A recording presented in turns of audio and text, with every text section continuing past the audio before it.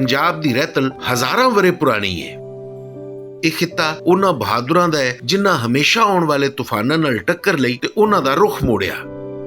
ਇਹ ਵਾਰਸ ਤੇ ਬੁੱਲੇ ਦਾ ਪੰਜਾਬ ਹੈ ਜਿੱਥੇ ਅਮਨ ਤੇ ਮੁਹੱਬਤਾਂ ਦੇ ਫੁੱਲ ਖਿੜਦੇ ਨੇ। ਇਹ ਕਿਸਾਨਾਂ ਤੇ ਮਿਹਨਤਕਸ਼ਾਂ ਦੀ ਧਰਤੀ ਹੈ। ਇਹ ਆਲਮ ਲੁਹਾਰ ਤੇ ਤੁਫੈਲ ਨਿਆਜ਼ੀ ਦੀ ਮਿੱਟੀ ਹੈ। ਅਦਬ, ਫਲਸਫਾ, ਮੰਤਕ, ਸਾਇੰਸ, ਮਜ਼ਹਬ ਤੇ ਤਿੱਬ ਤੀਕਰ ਉਹ ਕਿਹੜਾ ਖੇਤਰ ਹੈ ਜਿੱਥੇ ਪੰਜਾਬੀਆਂ ਆਪਣਾ ਨਾਂ ਉੱਚਾ ਨਹੀਂ ਰੱਖਿਆ। ਪਰ ਫਿਰ ਵੀ ਅਸੀਂ ਸੁੱਚੇ ਤੇ ਸੱਚੇ ਪੰਜਾਬੀ ਨਹੀਂ ਹਾਂ। ਅਸੀਂ ਆਪਣੀਆਂ ਆਉਣ ਵਾਲੀਆਂ ਨਸਲਾਂ ਨੂੰ ਪੰਜਾਬੀ ਤੋਂ ਦੂਰ ਕਰ ਰਹੇ ਹਾਂ। ਜਿਹੜੀ ਸਾਡੀ ਮਾਂ ਬੋਲੀ ਸੀ ਉਹ ਸਾਡੇ ਬਾਲਾਂ ਦੀ ਮਾਂ ਬੋਲੀ ਕਿਉਂ ਨਹੀਂ? ਪੰਜਾਬੀ ਬੋਲਣਾ ਸ਼ਰਮਾਉਣ ਦੀ ਨਹੀਂ, ਮਾਣ ਦੀ ਗੱਲ ਏ।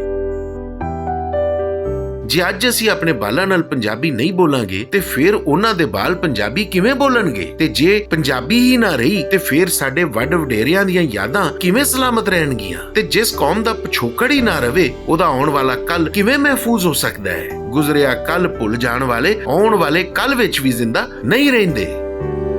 ਆਪਣੀ ਬੋਲੀ ਨਾਲ ਪਿਆਰ ਕਰੋ, ਇਹਨੂੰ ਅਪਣਾਓ ਤੇ ਹਰਗਿਜ਼ ਨਾ ਸ਼ਰਮਾਓ। ਪੰਜਾਬੀ ਬਣੋ, ਪੰਜਾਬੀ ਬੋਲੋ ਤੇ ਪੰਜਾਬੀ ਹੋਣ ਉੱਤੇ ਮਾਣ ਕਰੋ।